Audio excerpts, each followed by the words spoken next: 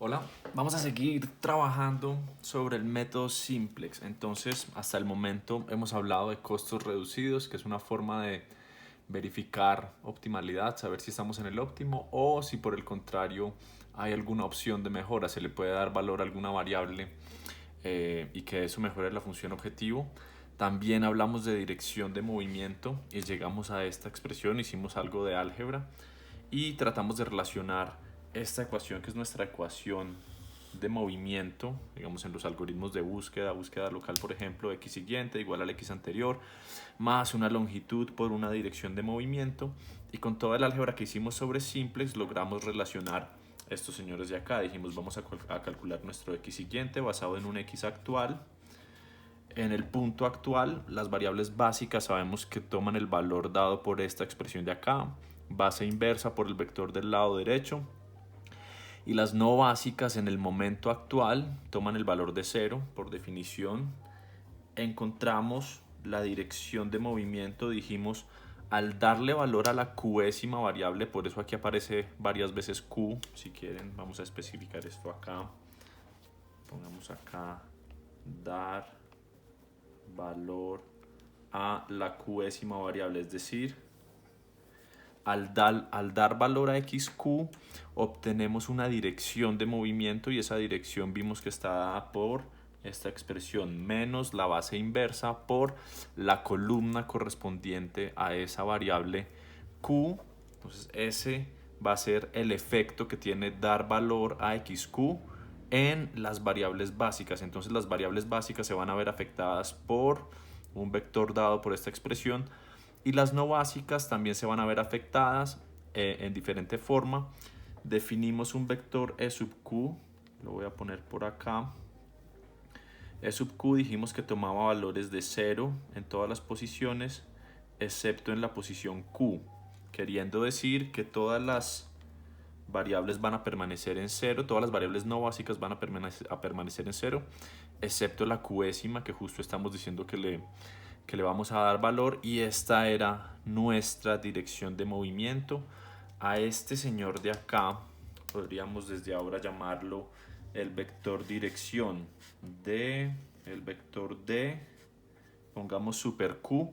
Entonces dq quiere decir esta es la dirección en la que yo me movería cuando le doy valor a la qésima variable. Entonces vean que cuando escojo la qésima variable tomo la qésima columna de la matriz A y un vector que tiene un 1 en la qésima posición, y eso hace que yo me mueva en esa dirección. Entonces ya vimos que eso estaba relacionado con darle valor a xq, y hoy nos falta hablar sobre la longitud de movimiento. Entonces alcanzamos a mencionar que esa longitud iba a tener que ver con el valor que termina tomando la qésima variable. Entonces recuerden que cuando lo veíamos gráficamente decíamos darle valor a xq es alejarnos de esa variable de holgura que está relacionada con esa variable, y entonces a medida que nos vamos alejando, pues esa longitud de movimiento está relacionada con el valor que toma la variable. Ya lo vamos a ver en un momento, pero entonces es importante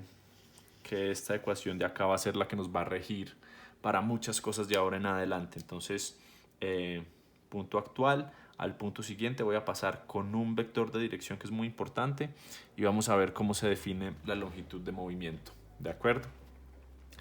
Entonces para esto tomé un ejemplo numérico que hay en las diapositivas de este tema, lo pueden revisar con calma.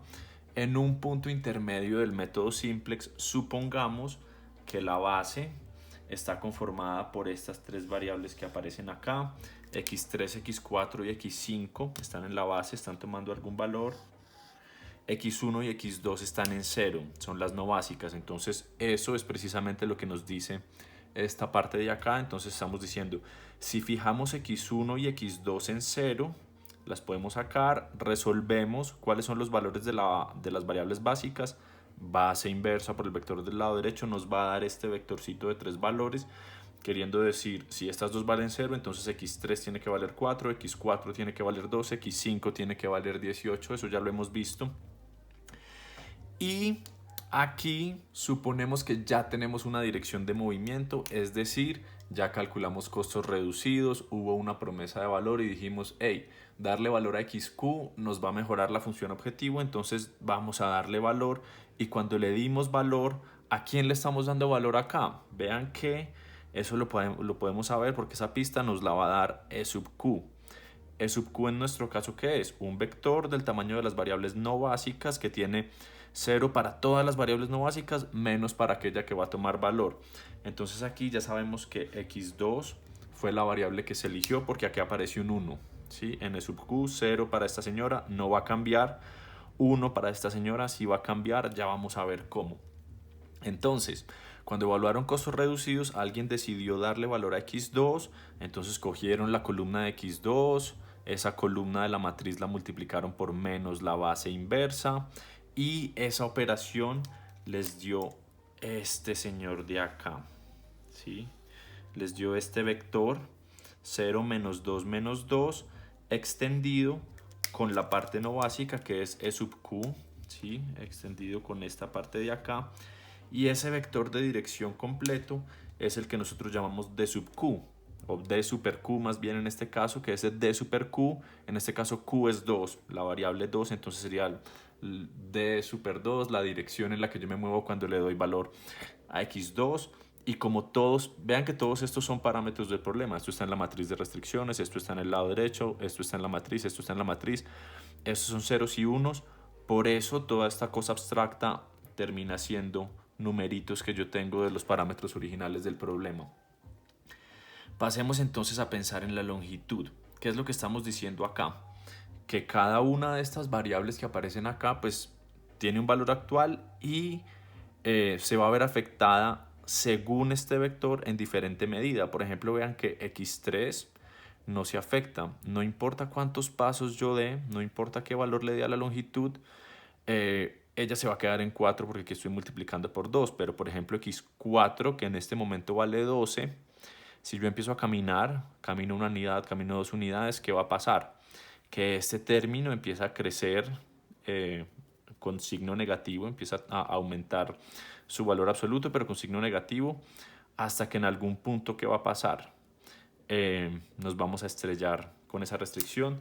Si quieren, recordemos acá, hagamos un paréntesis, vamos a decir que todos los x, tanto básicos como no básicos, tienen que ser no negativos. Eso es lo que siempre hemos dicho. Tenemos que preservar esa no negatividad. ¿Qué va a pasar acá? En todos los componentes de la dirección donde aparezcan números negativos, cualquier componente de la dirección que sea negativo va a suponer un riesgo de que esto se nos vuelva negativo. ¿Por qué? Porque él va a empezar con números positivos porque viene de ser factible, y todos los que tengan números negativos acá van a empezar a peligrar cuando yo aumento la longitud de movimiento. Entonces yo empiezo a caminar más unidades. Por ejemplo, acá ya vemos rápidamente, si camino 6 unidades, este señor se vuelve 0, y si camino más de 6, si camino por ejemplo 7, esto se va a volver negativo. Entonces la forma en la que yo quiero definir la longitud de movimiento es: no puedo caminar tanto que se me vuelvan negativas las variables, porque eso querría decir que estoy pasando al terreno de lo infactible. Entonces hacemos algo muy fácil, y es: tomamos todos los señores de aquí, todos los componentes de la dirección que sean negativos, y miramos cuánto es lo máximo que yo puedo caminar sin que se vuelva negativo. Entonces, por ejemplo, incluso hagamos el ejercicio completo. ¿Qué pasaría con x3? x3 en este momento vale 4, y según la longitud que yo camine va a cambiar 0 unidades, ¿sí? Entonces 4 más alfa por 0, en este caso este señor no se afecta con la longitud, y yo lo que quiero es que esta cantidad que estoy poniendo aquí entre paréntesis siga siendo mayor o igual a 0. Como aquí tenemos un 0, no tenemos un número, y particularmente no es un número negativo, esto siempre se va a cumplir porque 4 siempre va a seguir siendo mayor o igual a 0. En el caso de x4, el valor que va a tomar va a ser 12, que está tomando ahora, más alfa por menos 2, ¿sí? Y lo que yo quiero es que esta expresión de aquí completa siga siendo mayor o igual a 0, Y lo mismo para x5. x5 en este momento, ¿qué va a pasar? x5 está valiendo 18 más alfa por, también salió un menos 2 aquí por casualidad, y yo quiero que ese próximo valor siga siendo mayor o igual a 0. ¿De acuerdo? Entonces, ¿qué vamos a tener acá? Según esta restricción, yo digo, alfa puede tomar cualquier valor. Alfa es libre, es una forma de decirlo. Según esta restricción de acá, vean que ya habíamos detectado que si vale 6, si alfa vale 6 y camino 6 unidades, esto se vuelve 0, quiere decir, cuando camino 6 unidades, esta variable se vuelve 0, quiere decir que la restricción relacionada con esta variable se vuelve activa. Entonces yo me estaría estrellando con la restricción relacionada con esta variable cuando camino 6 unidades, y si camino más, estoy atravesando, estoy pasando al lado infactible. Entonces, según esta expresión de acá, yo diría alfa debe ser menor o igual a 6. 6 es el máximo valor que puede llegar a tomar cuando se estrella con la restricción, pero sin pasarse. Y según esta, vean, 18, acá este menos 2, alfa tendría que valer 9 para que me estrelle. Entonces yo diría alfa debe ser menor o igual a 9. ¿Sí? Entonces, ¿qué estamos diciendo? Puedo caminar lo que sea sin comprometer x3, puedo caminar máximo 6 unidades sin comprometer x4 y puedo caminar máximo 9 unidades sin comprometer x5. ¿Qué pasa aquí? Yo tengo que cumplir todas estas condiciones, entonces la opción que me permite cumplir con las tres es la de la mitad, porque si escojo esta, pues violaría esta. Escogiendo un alfa de 6, estoy cumpliendo las tres condiciones y es la máxima longitud que yo puedo caminar sin violar ninguna de estas. Entonces, esta es la lógica. Esta es la lógica con la que yo elijo la dirección de movimiento, la longitud, perdón, longitud de movimiento. Y esto es fácil formalizarlo. Aquí no estoy considerando las variables no básicas porque vean que por definición yo ya sé que la mayoría están en 0 y se van a quedar en 0, y solo una de ellas va a estar en 0 y va a pasar a tomar este valor, que recuerden que la longitud siempre la definimos como un valor estrictamente positivo, por lo menos no negativo. Entonces estas dos nunca se me van a hacer negativas porque este señor de acá no tiene signo menos. Yo me concentro es en estas. ¿Cómo generalizamos este procedimiento de acá? Entonces vean que siempre lo que estamos haciendo es tomar el vector de los valores que toma x actualmente, el x3, el x4, el x5, llamémoslo el xj, el j décimo x más alfa por el componente que le corresponde en la dirección. Entonces este vector de acá, que es d super q, pues también tiene cada j décima posición. D super q tiene una posición para x3, una posición para x4, una posición para x5. Esa posición es la j décima posición del vector dq. ¿Sí? Es extraño que tenga los dos índices, pero D super Q significa que es una componente de este señor, y J quiere decir que es la j décima, la que estamos comparando término a término. Y entonces yo lo que quiero es que se siga cumpliendo esto. Esto es importante, quiero recalcarlo acá. Quiero que se siga cumpliendo esto, que es el próximo valor que van a tomar, 4 más 0 por alfa, 12 más alfa por menos 2, etc. Quiero que eso siga respetando la no negatividad, y entonces esos valores de alfa, vean que yo acá ¿qué hago?